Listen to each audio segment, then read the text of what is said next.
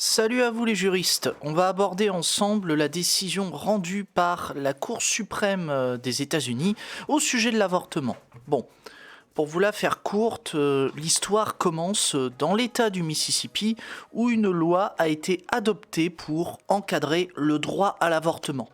En gros, le texte prévoyait qu'une personne ne doit pas pratiquer ou provoquer intentionnellement ou sciemment l'avortement d'un être humain à naître, si son âge gestationnel probable a été déterminé comme étant supérieur à 15 semaines. Après, la loi prévoyait tout de même que l'interdiction ne s'applique pas en cas d'urgence médicale ou d'anomalie fétale grave. Et à la suite de cela, on a une clinique pratiquant l'avortement et l'un de ces docteurs qui ont contesté cette loi, en ce qu'elle entre en contradiction avec les décisions de la Cour suprême qui ont consacré un droit constitutionnel à l'avortement. Et il y en a deux qui sortent du lot, si je puis dire. Par exemple, dans sa décision Roe contre Wade, la Cour suprême a déclaré que le droit à l'avortement fait partie d'un droit à la vie privée, qui découle des 1er, 4e, 5e, 9e et 14e amendements de la Constitution des États-Unis. Autre exemple de consécration du droit constitutionnel à l'avortement, on peut citer la décision Planned Parenthood of Southeastern PA contre Casey. Dans cette décision, la Cour a affirmé que le droit d'obtenir un avortement fait partie de la liberté protégée par le 14e amendement de la Constitution.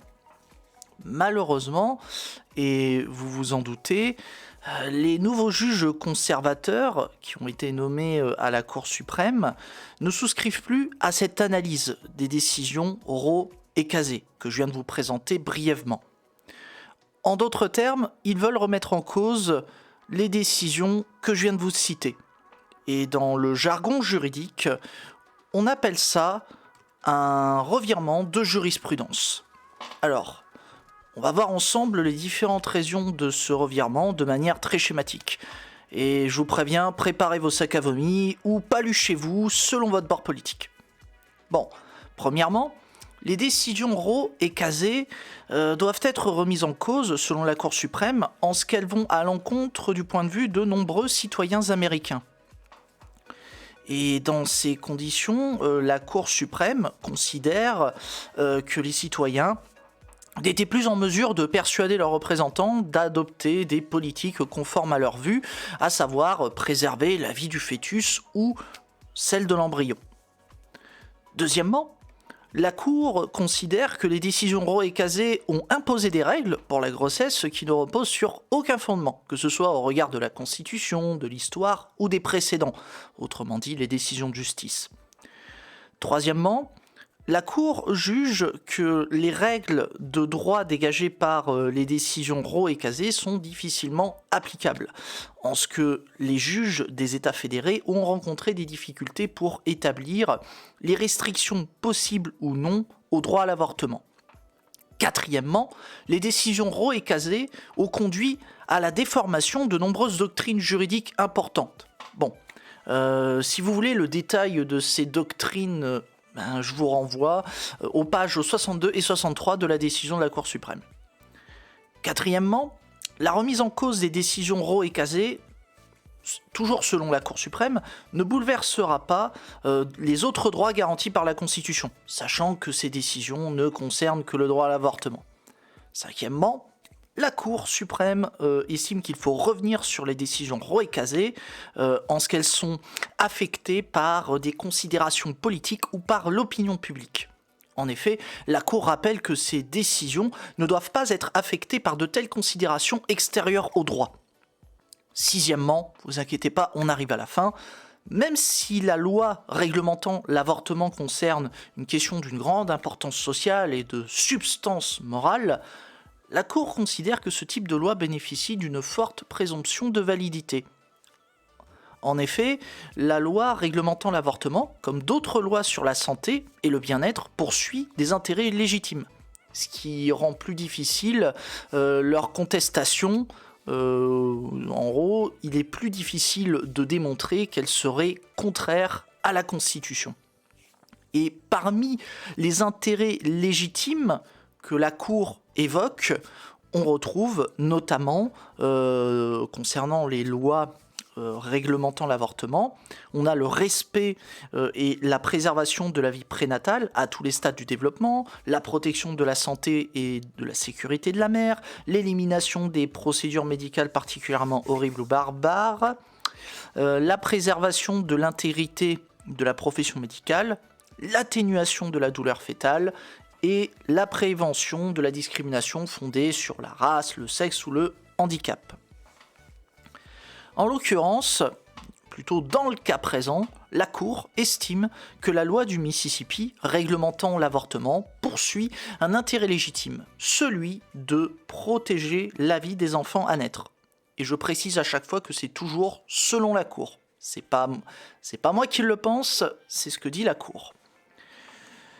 Du coup, vous vous en doutez, avec une telle affirmation, la Cour estime que la loi du Mississippi, qui réglementait l'avortement, celle que je vous avais expliquée au tout début, elle est conforme à la Constitution. En gros, il n'y a pas d'inconstitutionnalité commise par le législateur du Mississippi en tentant de réglementer l'avortement. Pour finir, en guise de conclusion, la Cour suprême indique tout d'abord que l'avortement pose une profonde question morale. Ensuite, elle constate que la Constitution n'interdit pas aux citoyens de chaque État fédéré de réglementer ou d'interdire l'avortement. Elle ajoute que les décisions Roe et Casey se sont arrogées cette autorité qui relève pourtant de celle des États fédérés. C'est-à-dire, en gros, ce que reproche la Cour suprême, c'est que ces précédentes décisions, Roe et Casey, ont empêché les États fédérés d'exercer leur liberté de réglementer l'avortement. Voilà.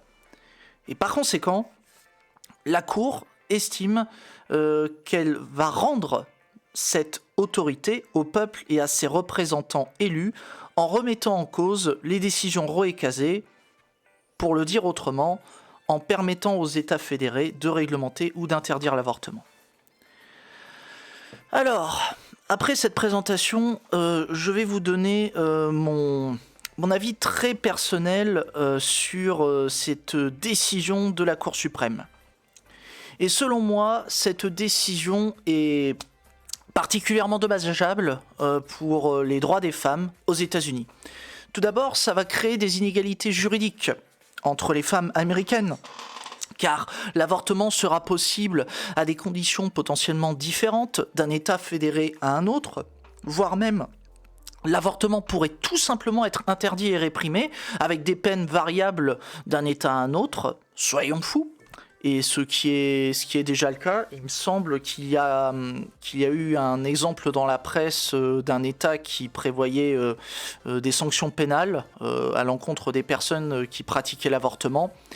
Alors, n'hésitez pas à me redire dans les commentaires quel État c'est, parce que je ne l'ai plus en tête, mais je l'ai vu passer dans la presse. Donc du coup, information à vérifier.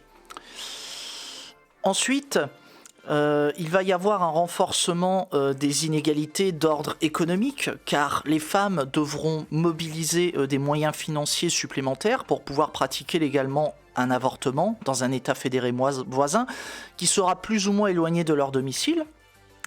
Enfin, il y aura des conséquences pour la santé des femmes, car celles qui n'auront pas légalement et financièrement les moyens d'avorter, elles le feront de manière clandestine, dans des conditions inadaptées et dangereuses pour elles. Pardon, excusez-moi. Et à mon sens, il faut laisser la possibilité aux femmes de décider si oui ou non elles souhaitent avorter, que ce soit pour des considérations personnelles ou religieuses. Bien sûr, je sais que mon avis ne va pas plaire aux intégristes ni aux masculinistes, mais bon, piétiner les libertés d'autrui pour imposer ses croyances, c'est pas vraiment ma came. Vous voyez, j'en tousse. Et encore une fois, si vous êtes une femme et que vous ne voulez pas, ne pas pratiquer l'avortement, pour différentes raisons, personnelles, politiques, religieuses, c'est votre liberté. Mais tant qu'on n'empêche pas les autres femmes de pratiquer l'avortement, moi je pense que c'est peut-être pas si mal. Voilà. Bon. Après cette digression personnelle, j'espère que ça vous a plu. Si c'est le cas, abonnez-vous et partagez la vidéo. Et vous pouvez retrouver la décision de la Cour suprême dans la description de la vidéo. À ce titre, je vous invite à vous reporter plus précisément aux 8 premières pages du document qui la résume.